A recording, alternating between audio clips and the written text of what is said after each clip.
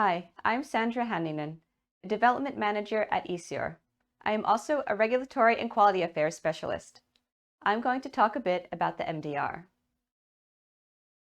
If you work in the area of medical devices, you have already heard of the new EU Medical Device Regulations, or MDR.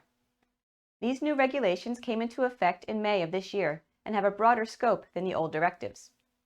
Under the MDR, many more devices will be classified as medical devices. Products with CE marks under the old directives can be sold until May 2024.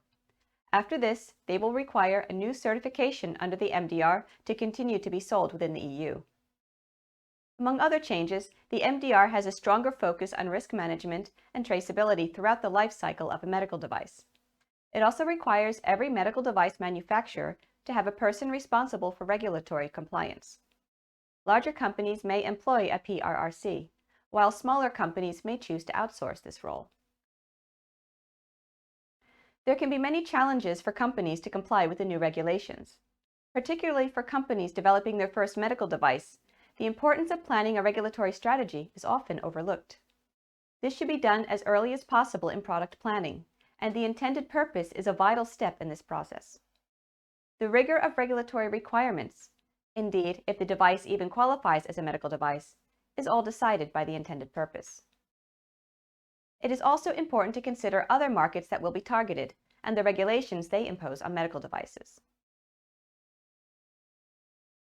The task of developing a medical device according to the MDR can seem overwhelming for small companies and startups, but there are a few good practices that can help ease this journey. Forming the intended purpose early and shifting focus from the technical idea to the patient need can help get you on the right track. Identify your target markets and plan your regulatory strategy appropriately. And think ahead.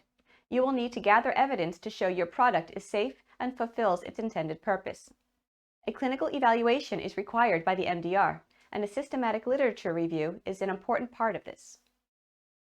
If more data needs to be gathered, the design of the clinical study, evidence needed, and number of participants are crucial and can have a dramatic impact on the final cost and time needed for the study. At ECR, we create insights from data and evidence. We have a strong track record of client success, with well over 500 projects and over 350 scientific publications.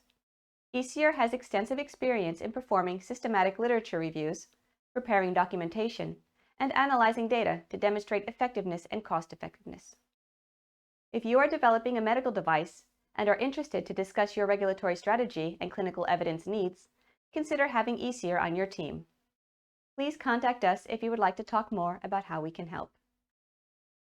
Thank you.